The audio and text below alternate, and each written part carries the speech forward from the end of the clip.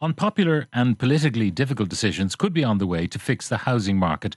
That's according to the Taoiseach Micheál Martin, with tax breaks for investment in home building being floated as one of the options. What he said in the Dáil last week was, we need a fundamental shift, not just within the government, but in the Oireachtas more generally, in our approach and our attitude to private sector investment in housing. That is needed because whether we like it or not, and whether it is palatable or not, a lot of what has happened has disincentivised private investment in housing. The state will not be able to do it on its own. Well, I'm joined on the line by Paul Murphy, People Before Profit TD for Dublin South West, and by Carol Tallon, Director of Property District and recent planning graduate. Good morning and welcome to you both. So, Paul, we'll go to you first. What's the political reaction to the flotation of this idea by Micheál Martin? Well, this is extremely concerning. I mean, we're a matter of months after a general election where the idea of giving tax breaks to developers was not floated by Fianna Fáil or Fine Gael. They didn't stand for election on that basis. And now it's quite clear that they're certainly going to try this. And let's remember, we have been there before. I mean, anyone who has any sort of memory remembers the role that the Section 23s, which were tax breaks for developers to build rental accommodation and the other property tax breaks, they played a central role in the building of the property bubble and then the crash. Paul, to be quite precise about it, when those Section 23 and Section 27 incentives were brought in, they were brought in for the purchasers of those apartments, Section 23 apartments, and they had to be, believe it or not, of a maximum size, not a minimum size, which was one of the most extraordinary things ever. But the idea was that the purchaser would get a tax break. But of course, what happens, as always happens in these situations, the developers, the builders, extract that tax break out of it and the price goes up. Exactly. And the universal conclusion after that was that these were a disaster. So the banking inquiry concluded that property incentives contributed to property price inflation, largely benefiting a small number of landowners and developers. And the more recent Housing Commission said that tax incentives to encourage house building resulted in high rates of long-term vacancy in rural areas in the period following the economic crash of 2008. The SRI has looked at this, the Department of Housing has looked at this, the Commission on Taxation and Welfare have looked at this, and all effectively concluded that the impact of tax breaks for developers is to transfer wealth from the public at large to a very small number of developers. But sometimes incentives work. For example, when they decided to have a pause in the charges for utility connections, suddenly the number of starts increased dramatically and builders decided, yeah, we can do this because we don't have those extra charges. So we had a lot more starts than might have been otherwise the case. So, you know, a sensible use of incentive could work. But there's no small number of incentives currently for private developers. There's the Croí Cónaithe schemes, there's the waiver of development contributions and Uisce Éireann levies, there's effectively the gifting of publicly owned land to developers by various councils. There's the role of LEHAF, which is the state agency which provides the infrastructure like roads for developers so they don't have to. There's co-funding of developers with ISIF. There's low-interest loans for smaller developers. There's the Help to Buy scheme. And, of course, there's the whole REIT system, which is a way of big institutional landlords avoiding paying any corporation tax and avoiding paying any income tax. And let's remember that developers are profitable in this country. Both Glenveagh and Cairn Homes, the two biggest developers, made profits of more than 100 million, close to 200 in the case of Cairn last year, and a profit of about 50,000 a home for Glenveagh and about 70,000 a home for Cairn. So this is simply a question. I mean, we have a So model therefore, of housing, why are they not, if you're making that much per house, why not build more of them? Loads and loads more. You know, so if they're not building because they don't have the capacity, well, no one else has the capacity either. And that's precisely the point that the SRI made, is that in circumstances where you have a capacity issue or other reasons blocking the building of housing, introducing new tax incentives simply is a transfer of wealth. I give it a quote: tax breaks in these circumstances can simply lead to a transfer of tax revenue from the state to developers with no effect on supply. Okay, I mean, I'll read one text before I go to Carol for her response. Tax relief built 90,000 houses in 2006. Temple Bar was built with tax breaks, not penalties. And you could say the same for the Financial Services Centre as well, that it mightn't have happened without the tax breaks that were available. So in some circumstances, tax breaks have been demonstrated to work. But so were the ghost estates that then littered the countryside as a consequence of tax breaks. The question is how we spend our money to try and deliver housing. The government for the last 10 years has been spending the money by giving it to developers and landlords in various forms, in supposedly the hope that that'll incentivize them to provide housing. That has not worked. Doubling down on it will not work. We should instead use the money to have a state construction company and to build homes that we know will be affordable, either to purchase or to rent, rather than throwing money at the private sector and hoping that it delivers the results when it hasn't delivered up until now. All right, Carol, what's your response to Paul's contention? We're wasting money simply giving it to developers through tax incentives because we can't build any more anyway. We're put to the pins of our collars to get the numbers we have. Good morning. Good morning, both. I think it's really important that we position the discussion here just to clarify a few things first. And the first point is to address Paul's initial statement.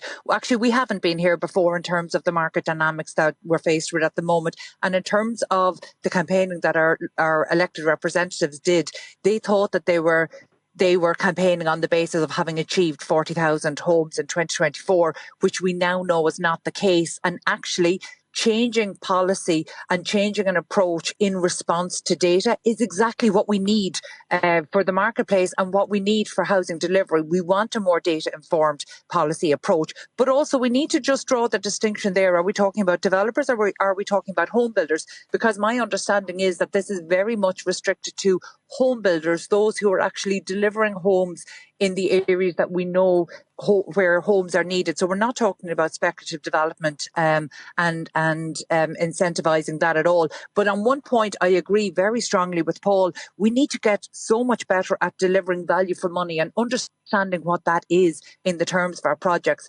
However, a state construction company isn't going to be the route to deliver value for money. The very opposite. Even the Taoiseach has come out and said the state does not deliver homes, it facilitates the delivery of homes. And actually, that very clear positioning is important. We actually need the private sector to deliver. The reality is the state, even through the mechanisms it builds up to think that it's delivering homes as well as delivering the facility and really the system. So whether it's our planning system, our infrastructure delivery, to actually facilitate those homes, even the body set up, for example, the LGA, they are management companies to manage the delivery of homes, but they're still utterly dependent on the private sector. But when you talk about the incentives are not aimed at developers per se, they're aimed at home builders. But I mean, the way this industry works, someone spots a site somewhere, and this person would be called a developer. They purchase the site, they hope to get it at a good price. They need to get it serviced before they can do anything with it. They hang on to it. Eventually it's serviced. They pay the utilities. They pay the designers, the architects and so on. They build it and they flog it. What's the difference between a home builder and a developer? Well, I would say there's a huge difference in terms of the level of risk, and risk is what this all comes down to. But in the context of the conversation we're having today, Ireland has not been very good at learning from our experiences. And sometimes we condemn the government over that from not learning from what has gone wrong. But actually, we're not very good at learning at what has gone right as well. So, for example, if we look at our apartment building, which thrived from kind of 2018, 2019, right up to 2023, that was only partly due to finance. It was actually much more directly linked to some policy approaches and regulations. But actually, to be able to draw a straight line to the cause and effect, it's worth pointing out that the only time over the past 18 months where there was a moderation in rents in Dublin was when the institutionally funded developments that had been pre-sold 2 and 3 years previously came onto the letting market post-completion. So the reality is, due to many factors, including rent cap and rent controls, this supply has now fallen away. And quite frankly, January, the new year, brought this whole slew of new data from different agents, both public and private sector. And what it tells us is that the property market in Ireland is running on fumes. So actually 2025 and 2026, we're not in a good shape. And actually, I really welcome on Taoiseach's approach here. I think it is the smart thing to do when you're faced with new information, when you're faced with new data, that you adjust your approach to suit. So before I go back to Paul on this, to respond to you, what form of tax incentive would actually work to get home builders building more? What is the tax incentive that would truly work? Well, you need to look across all types and tenures of housing. So, for example, even in terms of social housing delivery, we know right now that financing in terms of Carol and CAF funding has been held up for months. So we actually have social housing delivery that is due to be delivered through the approved housing bodies sitting in limbo for almost a year because of drawdown of funds. But in terms of the different types and tenures that we could stimulate, take first apartment delivery by introducing incentives for investors to really stimulate apartment construction. Then that would be a one direct route up to delivering the combined 60,000 new homes that we need per year by 2020. I know you're not the Minister of Finance, but I'm just trying to think how you'd structure that particular incentive. I mean, how do they get? Normally, you pay tax on your profits, but in a limited company, they'll be paying company tax, and then there'll be a distribution to the shareholders or owners. Who do you give the tax break to?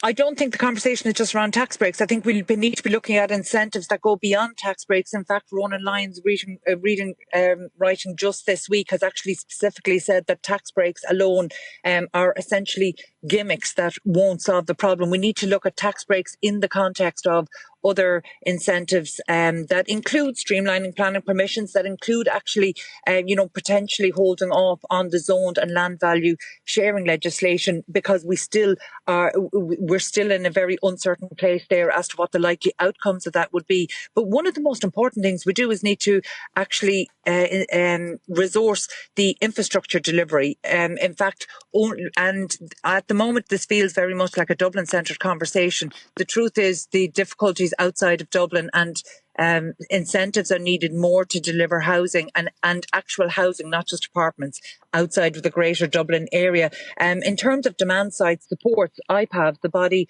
that speaks on behalf of estate agents up and down the country, they've actually come out and said one of the very straightforward ways to do that would be to adjust VAT for first-time buyers, because again, it doesn't make sense that we are charging first-time buyers VAT and then incentivising them with other. Yeah, but don't you know the developer just puts that VAT on, elevates the price of the new build accordingly. That's what they do. That's what they've historically done. Give the punter a break, and the developer will absorb that break. It's history there. You talk about learning. The one thing we should learn about that is any break you give to the punter will be stolen by the developer. I genuinely, I think that's such inflammatory language to use. It's a cynical approach, and it's absolutely not helpful. And by the way, that isn't borne out if we look at Carol, I'm a bit older than you. I remember Section 23, Carol. I remember it well. And the prices of the apartments that were being sold, maximum sized apartments, not minimum, crazy stuff. I forget which minister brought it in. But what happened? The price of the apartment started to soar. We're not talking about going back to that. We're talking about the situation for the marketplace where we're in today, and a cynical approach actually doesn't help anybody. Let's look at what was done well. So, for example, if we look at the medical infrastructure and buildings that were delivered in a crisis response during COVID, that if we could follow the same model, and if we really believed that housing was a crisis the same way we believed COVID was the crisis, we would do the same thing. So, for example, in those limited situations during COVID, in the early stages, we were able to bypass normal procurement rules and bypass some of the planning, but still maintain and show and demonstrate value for money, which is a big part of the conversation that needs to happen. That would be one of the ways to address this. Paul, your response? I mean, what Carol is outlining, which is giving tax breaks, giving other forms of incentives to developers and landlords, that is precisely what we have been doing. And to be clear, the developers and the big landlords and those who lobby on their behalf, they do want prices to increase. They're not behind the door about that. The idea is behind this here is that if prices will increase, then we'll manage to attract more investors in. And they're not interested in providing accommodation that is affordable to people. They're happy to build luxury apartment blocks that the vast majority of people simply cannot afford to rent of 3,000, 3,500, 4,000 euros plus for people. They're not interested in actually resolving the crisis. So we should not be listening to the people who have been dominating the policy conversation for the past 10 years. And I think this idea that, we've new information and therefore a new policy is needed is really the height of cynicism. I mean, the fact that we didn't hit the 40,000 target was not a surprise. To me, it wasn't a surprise to most objective commentators, because all the state agencies were saying, we're not going to hit it, we're going to be closer to 30,000. So the government plan failed in its own terms, and now it's incredible. They're attempting to use that failure to double down on the same policies that have led to that failure. The final point I want to ask you both to address, and it's to do with planning. We have a new Planning Act, which is incredibly complex, hundreds of pages, that no one in their right mind has actually gone through in fine detail. But, there was a simpler way to do it, which was to make it rules-based.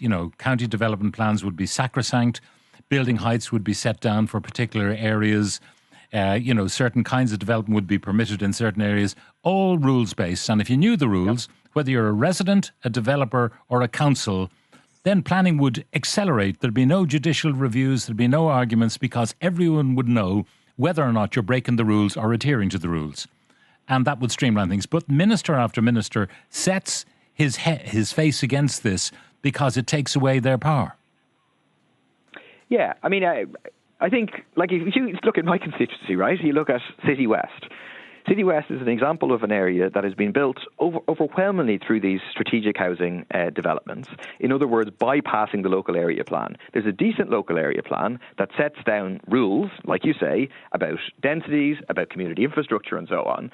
And the Fianna Fáil Fine Gael introduced these strategic housing developments, allowed that plan to be entirely bypassed, and the result is a community which is under massive, massive strain in terms of infrastructure, in terms of traffic, and so on. And that's replicated across the country. The strategic housing developments have now been shut down, but there are other ways for them to bypass these plans. So I agree with that.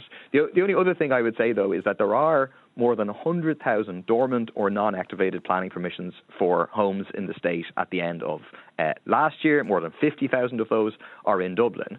So sometimes this conversation takes place around suggesting that the main issue is planning permission and objections and so on. But actually there's big developers who are sitting on planning permission, basically because they hope that prices will go up even more in the future, and again points to the problem of relying on the private sector as opposed to having a state construction company and investing money directly. Last words, Carol Tallon? In terms of planning it, this comes back to the rules around a complex system. You can't fix a complex system by making it more complex, and that's actually what's happened with our planning. A rules-based approach would absolutely be suitable, and in fact, if we were starting and designing our planning system today, that's probably what we do. Yeah, but we did redesign it, Carol, in the last couple of years, and look we didn't. Look what we got. No, we genuinely didn't. In fact, we were promised a radical overhaul and we did not get a radical overhaul. We got a tweaking. And in fact, if we'd gotten a radical overhaul, it wouldn't be that many 100 pages. It would be a fraction of that, because you can't fix a complex system. So actually, what we needed was a radical overhaul, and that is not what we got. We didn't come back to first principles, look at the situation where we're facing at the moment and design a planning system to suit that. We didn't. We tried to bring in so many of the legacy systems that it couldn't possibly work. But the reality is now, while even the industry would have limited support for this, there's also limited appetite to spend another 10 years in a planning quagmire. I mean, again, all of this comes back to delivery. We need to get new types of supply and all types of and tenures of homes. And the reality is there's too much ideology being debated at the moment to get to where we need to get to in terms of at least 60,000 new homes per year, whether it's politicians or otherwise. We don't have the luxury of debating ideology. It would be great to have another 5 years to sit down and reimagine our planning system. And that's probably what needs to happen. I don't believe we have the luxury to do that unless we're going to take a genuine crisis response to our housing delivery and spend 2 years delivering.